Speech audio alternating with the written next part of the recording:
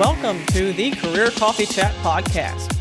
I'm your host, Aaron Urban, certified career strategist and executive coach, removing career roadblocks so you can achieve more impact, influence, and income. Welcome to Career Coffee Chat. I am your host, Aaron Urban. I'm very, of course, excited to be here. I am a certified executive coach and career accelerator. And what I do is I help driven, emerging, and evolving leaders remove those pesky career roadblocks so you can achieve more impact, influence, and income. Today, we'll be talking about a very important topic. So if you care at all about your career progression, how much career advancement you see, and the future of work, then this show is definitely for you, because we're talking about the future of work, which is here right now, because it's so important to elevate your presence to achieve the career advancement you want. And some of you might be discovering that we are not going back to the way it was before the pandemic, what I'm calling, I think it's AC and BC, so after COVID and before COVID. Pardon me if that's somewhat irreligious of me, but it's very important to understand what gets real results, particularly with this evolutionary phase that we're in with our cultures, our workplace environments, and socioeconomic strata in general. Also, speaking of elevating your career and career advancement and future of work, the Elevate Your Career Roadmap is live and is available all week long and beyond, along with my best-selling book, Elevate Your Career for More Impact and Income. Both are discounted this week as a part of the festivities. And some people, like I mentioned before, are celebrating potentially returning to the quote-unquote normal. Hold on to your hats, folks. There's no new normal yet, as you may have heard in prior podcast episodes. You can catch those episodes at Career Coffee Chat on Apple, YouTube, Spotify, even Amazon. Who knew that? But new normal is a long way away, and the future of work will not be the way it was pre-pandemic or before BC. So I'm glad to have you joining myself and world-renowned leadership expert Kevin Eikenberry for a serious conversation about what it takes to see success now and in the future, particularly with remote work environments. So for those of you who are tuning in, please say hi. Please say your name. I love to welcome you to the Career Coffee Chat live show and podcast. And hey, we're here to answer your questions. So don't be shy. Ask those questions you have about what it takes to stand out in remote work environments, whether that's building relationships with your fellow teammates, whether that's what it takes to have presence. And no, it's not just about Zoom tips and tactics. It goes well beyond that. And most importantly, what it takes to lead in these environments. Now, let's talk about Kevin, because he's a man you want to know when it comes to this kind of information. Kevin Eikenberry is a world-renowned leadership expert, a two-time best-selling author. He literally wrote the book on remote work success, people, literally. He's a speaker, consultant, trainer, coach, leader, learner, husband, and father, and not necessarily in that order. Kevin is a chief potential officer of the Kevin Eikenberry Group, a leadership and learning consulting company that's been helping organizations, teams, and individuals reach their peak potential since 1993. And hey, his books include Long Distance Leader, Long Distance Teammate, and Bud to Boss, and more. Definitely check him out at kevineikenberrygroup.com, or Kevin. I'll scroll across the bottom. You guys know how I do this. We'll get that information to you. Great to see you, Roman. Great to see you, Brian, tuning in today. And most importantly, let's introduce Kevin to the show. Hey. After all that. Hi, Roman. Hi, Brian. Brian, I'm assuming that is Sugarland, Texas. Let me know. I want to know if that's Sugarland, Texas. I've been there more than once. Hi, Aaron. Glad to be with you. Glad to have you with me. What were you doing in Sugarland in Texas now? Listen, my sister lived in Houston for a year, but she's just moving from Houston, but she lived in Houston for a year. And I said, I think you've now slept in Texas. You've slept in Houston now as many nights as I have. I've spent a huge amount of time in every part of the greater Houston area over the years. None in the last year, but tremendous amount of time. Yeah, that's over great. The years in the greater Houston area, every direction from Houston. So that's wonderful. Well, we'd love to have you back as soon as that's feasible to do so. Although we can get a lot of things accomplished remotely these days, can't we, Kevin? Why, yes, we can. So let's talk about what, and I warned you ahead of time, what that number one or number two or number three or five, whatever those top complaints you get when it comes to remote work, whether that's leading teams, interfacing with your fellow peers, developing your presence. What are those top pain points? Well, mine, you mean awfully large there. You add leader, teammate, all that stuff. So I can certainly share some of the challenges that I think people face, but I would love to hear from the people that are here what are the biggest challenges they're facing, because that could probably help us in this conversation. But I would say that there are the obvious ones that we could talk about, but everyone already knows those. Like we could talk about relationships and how do we make sure we maintain those, and that's a big challenge. And we can talk about the first two or three of these I'm going to mention. We could talk about, but I feel like there's been a lot of discussion about those, right? Sure. Like relationships, communication, trust, all true, 100%. Yeah. Right. But let's talk about a couple other things. Let's talk about the fact that in the last few months, if you asked people what they do for a living, you have heard this answer. I work at home. Now, if you asked people 2 years ago what they did for a living, and no one says I work in an office. Right? Now, you're in a conversation, but that's not the lead statement. But right now, for many people, that's the lead statement. Here's the problem with that. There's a big difference between working from home and being an effective teammate. And what happens psychologically the longer we work from home, Aaron, is that we no longer, when we went into the office, we had cues, we had clues, we had visual stuff, we had all sorts of stuff that reminded us what we did, where we did it, why we did it. We had graphs on the bulletin boards, and we had benchmarks and metrics on monitors. And we had we walked into the building and we saw signs, and now we walk down the hall. And so what happened, the psychology of working from home is that it becomes that.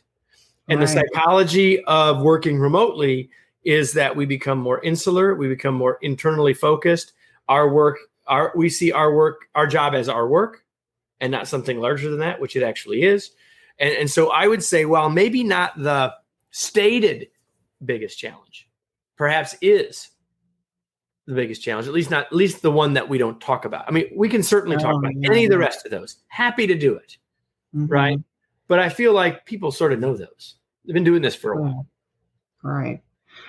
I am so glad that you brought that up, that we're losing our not just our brand, but our own identity a little bit. And it's becoming this all-consuming thing that I don't think people really put a finger on, but I'm really glad that you have, because it's important to bring that out to the light and have people have a healthy conversation around that. And what does it look like to still have that brand and that presence and that sense of self, and understanding how you work and your strategy in the larger matrix and what that looks like. And even if you're working from home, right? Because as an entrepreneur, I not at one point in my entire entrepreneurial life strategy so far have ever thought that, oh, what do I do is work from home. No. It's just not ever even occurred to me. But you're right. I hear this a lot. I hear it a lot. Yeah, I mean, it's fine that's a part of an answer. But for that to be the lead part and like the mic drop answer, that didn't say anything except about where your mindset is. Yeah. You're absolutely right. And okay, we better stop now. I said I was right about something. So we should probably just stop while I'm ahead. Why?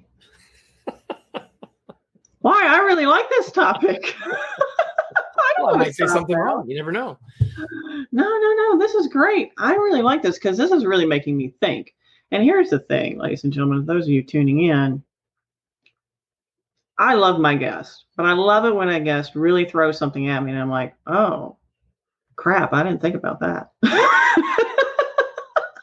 And we get more people from Texas. Hi, Phil. Good to see you. Tuning in from Cypress, Texas. Yes. I've been there too. So, okay. So we've got this conundrum. Clearly, we've got something we need to bring into the light and say, hey, this is going on. And Dr. Suresh just mentioned, he goes, I don't feel any different. Work from home or work at work. He just accepts it and moves on. No need of any strategies. So can I comment to that? So Yeah. I think that's awesome. Like if that's working for you, that's great. But here's the reality. Not everyone has accepted it. Not everyone has moved on. And a lot of people do need strategies. And some people, even if they have accepted it, the way they've been doing this for a long time now. And that doesn't mean that the practices that they're using are working, right? So Dr. Menon, if that's working for you, that's awesome. But that it brings up another point for all of us as leaders is that throughout this whole thing,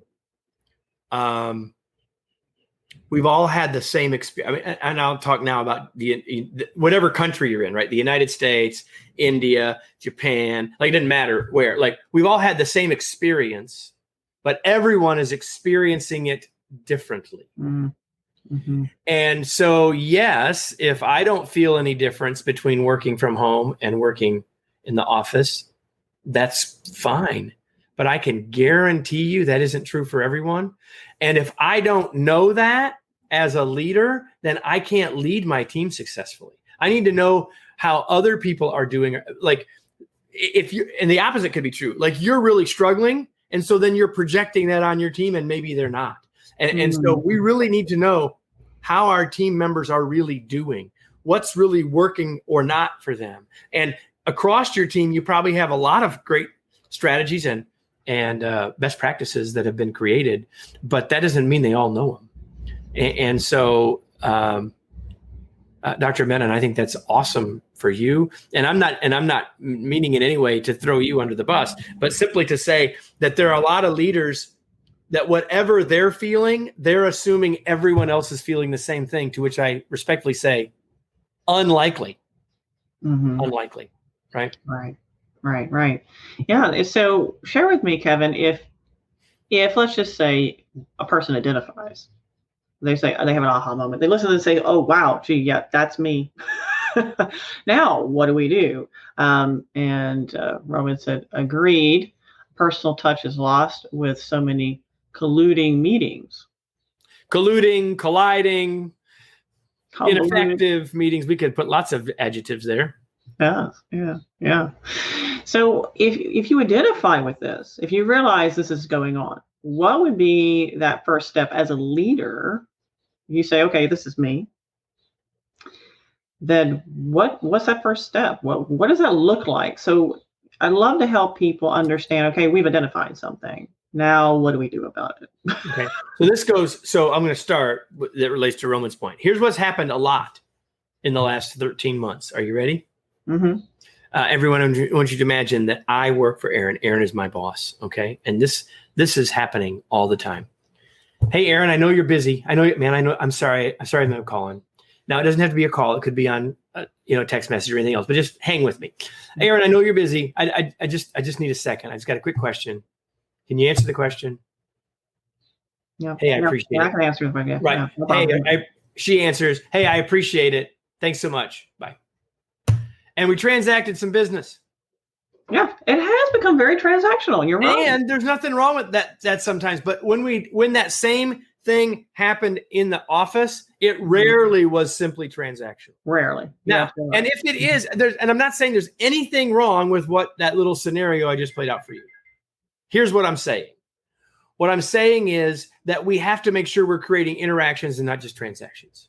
Because what right now we will likely default because of the colluding meetings, because of everything else, because I can't see people for real. I don't want to turn on my camera and whatever else. We're defaulting to more transactions. So we as a leader, so to answer your question, for me to know where my people are, I have to interact with them. Which means that if I'm having scheduled one-on-ones, which I hope you're doing, that you open those meetings by talking about how they're thinking, how they're feeling, and what's going on with them before you get to the work. Maybe 1 or 2 minutes, maybe 4 minutes, doesn't matter. Do you know where your folks are at? Do you know if they're struggling or not? Mm-hmm. You're not asking them to solve it for them, although you might be able to. You're asking them so you can listen and understand. And if we don't, so that means having interactions. And so that means consciously making that the first thing in the conversation. Because if it's not the first thing, it won't happen most of the time, right? Like we say, I want to do that, but I don't want to do it first. Mm-hmm. Okay.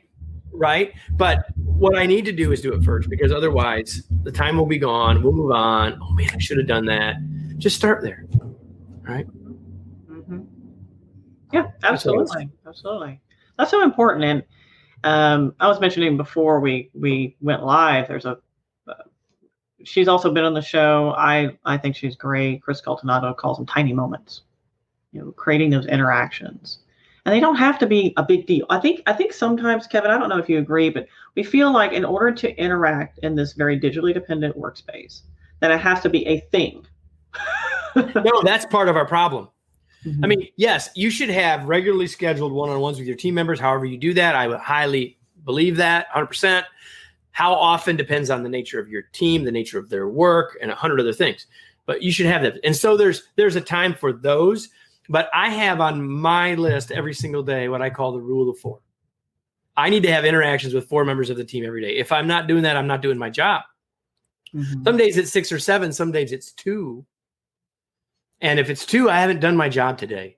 And so it's making it intentional so much. But intentional doesn't have to mean big deal. Intentional doesn't need. So, for example, something came up this morning. One of my team members sent me a Slack, and I'm actually having a meeting with her. And after we're done with this, a scheduled meeting, right? Fine.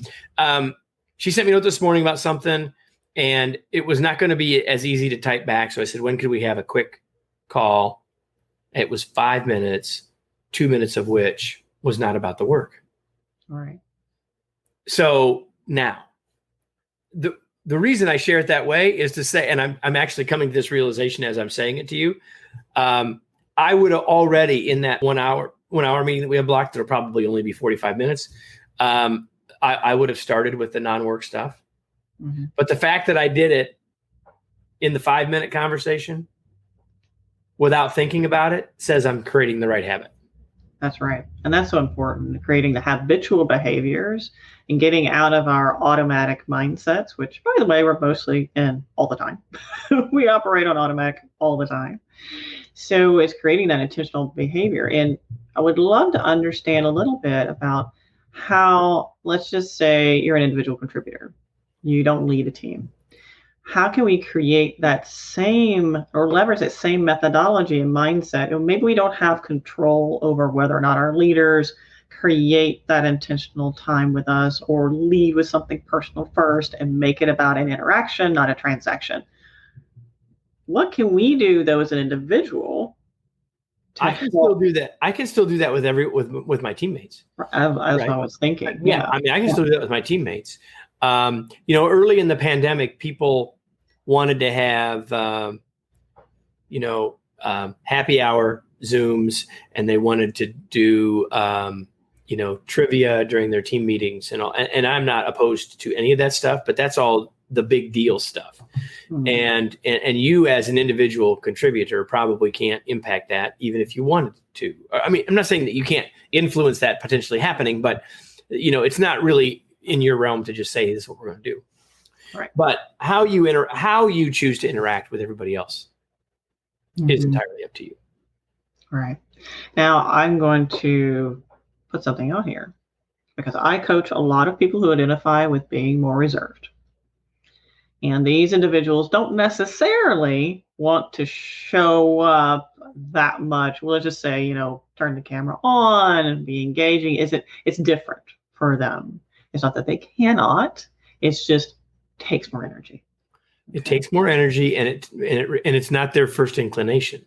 And right. So I'm speaking to all of us as communicators. Yes, that might, if you're more reserved, you may be thinking, well, that's easy for so-and-so to say, or it's easy for them to do. I'm not saying what I'm talking about is necessarily easy or comfortable. What I'm saying is it's going to work. Mm-hmm. Mm-hmm.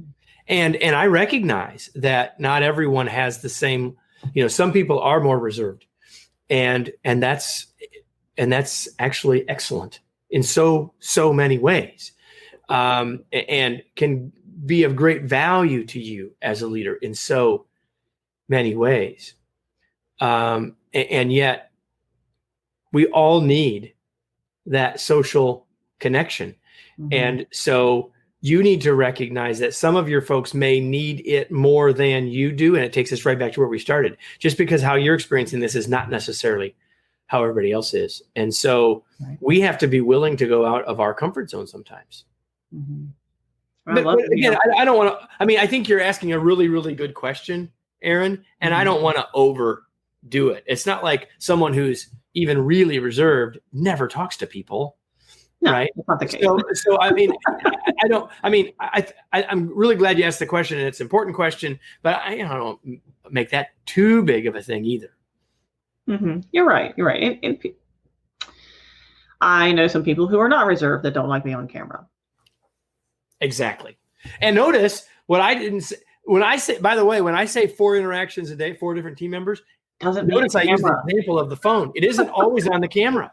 Doesn't have to require it could be in Slack. Like if I exchange messages in Slack with I have a team member who sent me a note, said I got yesterday, had to take the day off. Husband, had been ill and this and that. So I sent her a note this morning and said, "How's Mike doing?" That's what I sent her. Right? Anything else that you need? Any way the team can support you? She gave me an update. He's doing fine. Been doing better. He's home and all that stuff. So that's what I sent. Is that an interaction? I think it is. Yes. There was no camera involved. Yeah, that's what makes me chuckle a little bit, because I coach internationally, and before the pandemic, most of it was actually not with a camera. Most of it was over the phone. And what's now we're like, oh, we have this thing, let's use it all the time. But it's not always necessary, because that then turns something into maybe a bigger deal than it needs to be, right? And it may hold somebody back from connecting at a deeper level that may have happened better just with a Slack message or a phone call.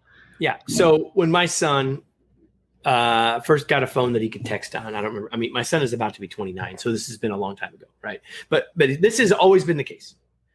If I call Parker, he does not answer his phone. If I text Parker and say, "Hey, I need to talk to you. Are you available?" He'll either text back yes, or he'll dial. So what that means is that when I called, he chose not to pick it up. Like, I have never, ever understood that. However, I also know if I want to talk to Parker on the phone, I send him a text. Mm-hmm. I don't have to understand it.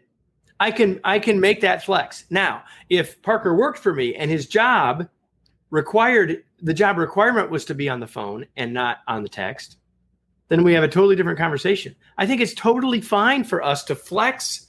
I have some members of my team who are going to turn on the camera automatically. There's never any question. It's just what happens. I have others not necessarily, or they'll ask, "Do we need to be on the camera today?" or whatever. Like, I think it's okay to flex. Mm-hmm. It's okay until there's a business need. Right. Right. Mm-hmm. So that's just about clear boundaries and expectations. Mm-hmm. Right. Absolutely. And what's interesting, if you are either the functional or influential leader of a team or a group of individuals, then whatever you do sets the norm for that team, unless you have explicitly expressed it otherwise and communicated it quite a bit. And even if you've done that, they still pay more attention to your feet than your lips. So here's the thing. Aaron, for years, I've been working with leaders, and like you, and like you do. And for a long time, I've asked groups in a variety of situations this question. So think of a person you think of as a great leader.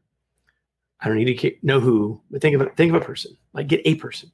Mm-hmm. And now, group, give me a list of why are they so good? Like, give me a list of the characteristics of a great leader is what we're getting. And you want to know something that's like always on the list? Always. They're a role model. Mm-hmm. Always on the list. Guess what? To all of you out there, yes, you are a role model. Not just the good leaders. Every leader is a role model. The only question is, are you modeling what you want them to follow? Because they're going to follow. To your point, Aaron, they're going to follow. The only question is, are you giving them the thing that you want them to follow? Mm-hmm. That's right. Before we get too far down this one, because this is really interesting too, and I'll lead back maybe around to our presence, how we're showing up. Okay. Is I'd love to hear from those of you who are tuning in. What has worked for you the best during this remote work environment? What has worked for you the best? I would love to hear your top strategies. What has worked for you the best? Or if you don't have one of those, I would love to hear what you'd like to overcome. So share that with us, because again, this is about you. It's not just us up here talking, although that's fun too. That's what's happening. But you have the total influence on guiding what we talk about. That's right. Absolutely. And I don't know if you realize that you have more impact than you recognize. We all do. Back to our topic, we all have way more influence than we give ourselves credit for, particularly if we're in a position of leadership. Now, here's the thing. A lot of people, as you know, Kevin, define leadership with what title do you have? Leadership is a verb, not a noun. Right. I'm so tired of it being used as a noun. The leadership team. Well, the problem is that we have in the English language, we have this word manager, supervisor, leader, boss, and we use them interchangeably. And because that's in there, then that's what it ends up being, right? But the reality is, if you think you're leading but no one's following, you're just taking a walk. I love that one. Yes, that's one of my favorites. You are literally out there taking a walk. Yeah. Different context, but here's another one that I ask myself sometimes. If you were convicted, if you were arrested for being a leader, would there be enough evidence to convict you? Ooh. Worth all of us thinking about. Yeah, that's very interesting. So showing up in the remote workspace. Oh, we got a question here from Roman. Let's see. Work balance to a certain extent. I think he's got it. Hey, join the club. All of my clients. Everybody, I know. Work-life balance is a big, big pressure for a lot of people. Family needs more time. Needs more time, and family gets some more time in office hours, a good cup of tea with my wife, but the balance can tip the other way too. So yes, to your point, Roman, I get where you're going with that. I do get to spend, what I love about the fact my husband's been working from home for over a year, I get to spend lunches with him, which is historically unheard of. And it's really nice for us to be able to touch base throughout the day. I feel much more connected to him, now more than other persons, just when he gets home and he's exhausted. He's like, okay, I'm going to read my newspaper and ignore the world for the rest of the evening. Hey, he still reads the newspaper. There's a shock right there. Yes, he's been old school. I love him. He's so cute. So we are getting to see folks more often. However, are you actually engaging with them? Well, and the other thing that Roman said there was, and Roman, can you put his point up there again? Because I want to make a comment about it. And family gets some more time in office hours. Now, I'm going to go on the assumption that he wrote that with intention, because that says to me that he realizes that and he's okay with that. Some people would say something more like, family bothering me during work hours, right? Distractions or interruptions from family during office hours. I've heard that hundreds of times in the last year. So the point that I want to make about that is, I'm assuming absolute positive intent, right? In Roman saying that I love that. I love that he's saying, yeah, I'm able to balance differently, and I read it in his case as better. I hear your example as being different equals better. That here's the thing about work-life balance. It was already hard before, and for many people, it's far more blurry now than it used to be, right? And what I'm hearing from Roman is that he's okay with that blur, but that blur can be a challenge and is hard, right? The thing about anything that you balance is that it's never stationary. Think about a balance scale. It's never stationary. Mm-hmm. And so work-life balance is the same way. And so within the day, within the week, within the month, if I'm an accountant in the United States, or if I'm an accountant anywhere, the end of the month might be different for me in terms of work-life balance for 4 or 5 days. If I'm in IT and we've had a security breach, I'm going to have to lean work for the next several hours. And that's probably okay. Mm-hmm. Right? Mm-hmm.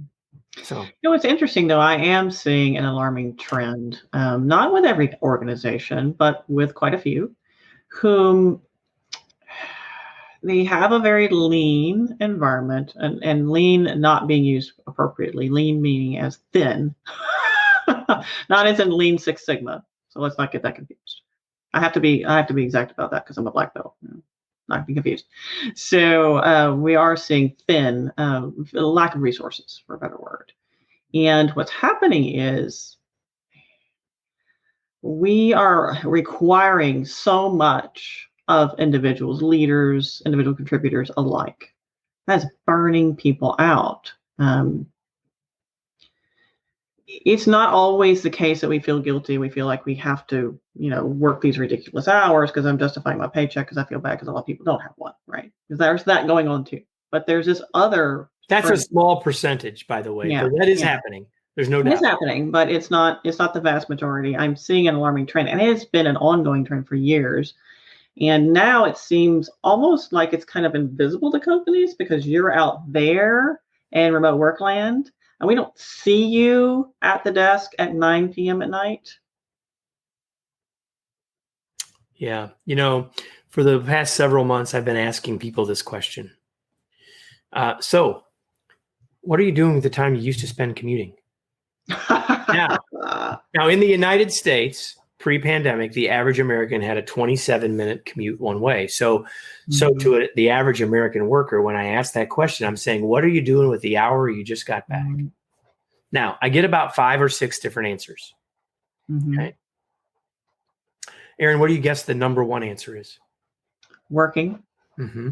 Over 50% of people. Yes. How are you spending the time you used to spend commuting?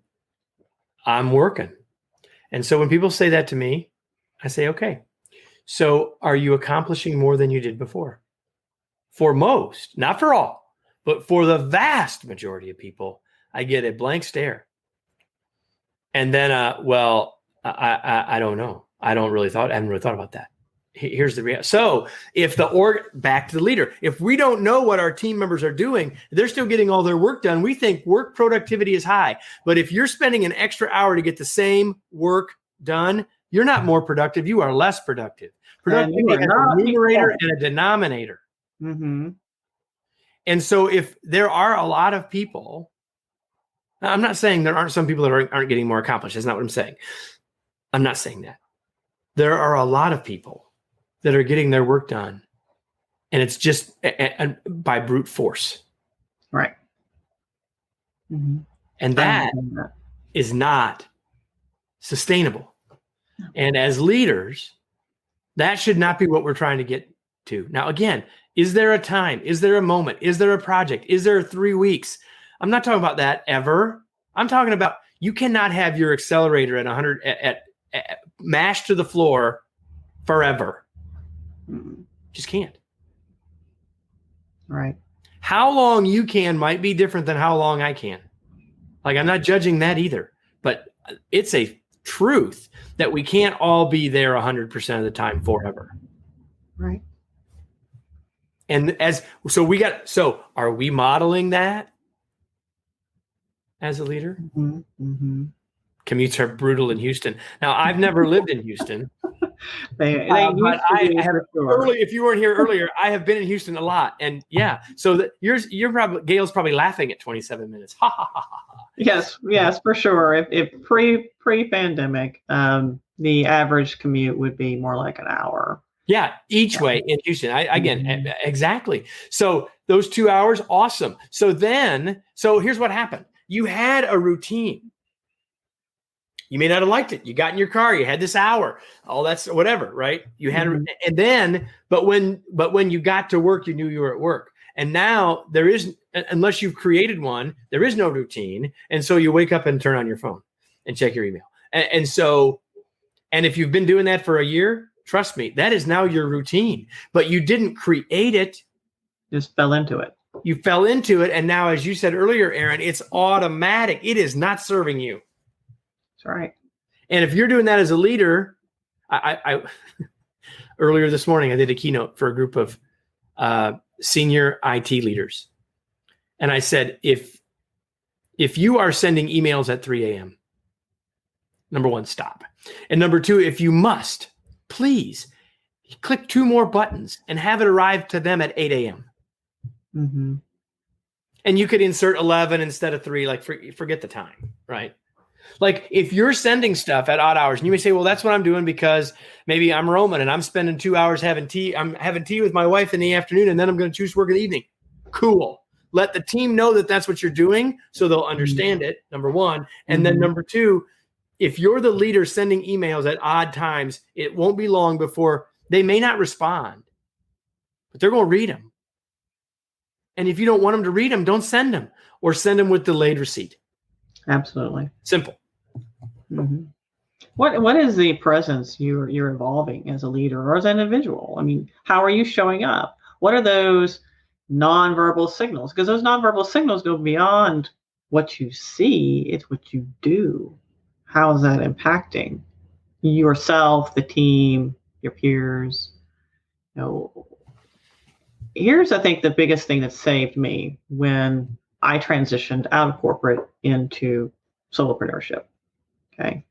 I created a routine immediately because I knew that if I didn't emulate if I didn't show up to work, if you will, then I would not have a structure. I would not have a work-life balance. I would just be a big mess. So that's one of the things I did. And I also understood where my energy zones are. So I do a lot of work in my coaching of finding people's zones of genius, right? How you show up strongest, what are your peak productivity times? And sunshine, if that's, 2:00 in the morning, great. Just don't expect everybody else to be on that same schedule. And if that really is, that is great. There's nothing wrong with that. Mm-hmm. But your team needs to know it, and you can still mediate how that impacts them. Mm-hmm. You know what I think we do? And by the way, if you're doing your genius time or your powers, I call it a power zone, power time, or whatever you call it, that's probably not best doing email anyway. So that shouldn't bother. Yeah, no, it really does need to be productivity time.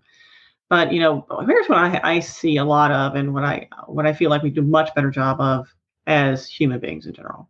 Communicating with the idea in mind that not everybody's just like me. And one of the things about showing up authentically, particularly in person, virtual, doesn't matter, is helping people understand who you are and being a person and being okay with who you are. So if your zone of genius or your power time is 2 a.m., then tell people that. And also say, hey, what, and make it a conversation. When do you get the most energy? Oh, well, I'm a 9 a.m. person. Oh, okay, great. I mean, make it an engagement. And then you're having a conversation, you're having an interaction. So you can make it fun. You don't have to apologize. And oh, by the way, to that last part of that, if Aaron asks me and I say it's 9 a.m., then Aaron needs to make a note at minimum that I don't want to schedule meetings with Kevin at 9 a.m. Right. Or even better to say, then let's make sure that, hold me accountable for this, Kevin. Let's not have meetings or have one-on-ones at 9 a.m. because I don't want to do that during your power time. Because we can do that when at your 80% time, not at your 100% time. Like, and people will look at you funny like that. But the point is, we can be highly productive when we're at 80% time doing certain things. But the things that are the important work, the thinking work, the planning, the strategy, whatever those things are in your work, in your world, project work. That's when you've all been at a time when you're at a lull and trying to do the important stuff and like, man, I just can't get there. It's just, but you could still do emails then, as an example. And you can and if you had a meeting, then you could probably get yourself going for that way easier than that project work. Yeah, for example, and I have most energy in the morning. So this is an anomaly for me, and it's only because I'm showing up for you, my participants, the people who are listening, tuning in. Gail's sharing, she says, my last position, I was sending reports at 10 o'clock to the private equity team in Europe. They loved it and would start responding to it. Okay. So I need to know a little bit more about that, Gail. Was that at 10 p.m., which means it's at like in Europe, it's like, I'm trying to do the math now. They're asleep. Like 6 a.m. No, it's like 4 a.m. Now, I'm not going to judge the folks in Europe, but if they truly did love it, then great. It might have been 10 but also don't just so I'm not making the comment for Gail. I'm making the general comment. This is going back to setting clear expectations and boundaries. If Gail's power time is 10 p.m. and she tells the group in Europe that, it's like, man, our power time is first thing in the morning. Yep, she says. So if they say my power time is in the morning, awesome, I'm going to send it. Now the only thing is, are they expecting you to respond or not? And again, I'm not judging that either. All I'm saying is make all of that clear to everybody. So it's serving everybody. If you want to send it at 10 and hit send and go to bed, then they need to know that too, that you're not going to respond. Right. And again, I'm not saying that's what you're doing. I'm saying be clear with everybody, set clear boundaries. Mm-hmm. Roman set some boundaries about what he's doing during the office hours with his family. Cool. Just make sure you've got clear boundaries with others as a leader with your team, across the team, with customers, whoever it is. If you're in IT, you might call that service level agreements. Like when and how quickly are we going to respond and all that stuff? Big deal. And we didn't have to think about that nearly as much when we were walking up and down a hallway. Yeah. Oh, yeah, exactly. I turn the computer off and run out of the office. Because if you started hearing the ding, ding, ding, you were going to stay, right, Gail? All right. By the way, we could turn off the ding, ding, dings, but that's a whole other story. Yeah. Yes. You can set now. I've noticed I got a new shiny laptop at the beginning of the year, and you can set, notification times. You turn off notifications. I do like the fact that more people are acknowledging that we need times to focus.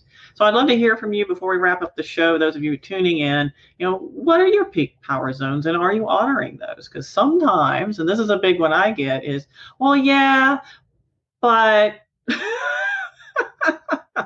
I just let anything override it. Okay. How about making it sacred?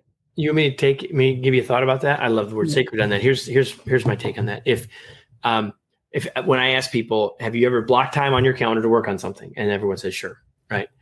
I said, after you blocked it and someone said, can we take the meeting? Do you take the meeting? People say, well, yeah, every day.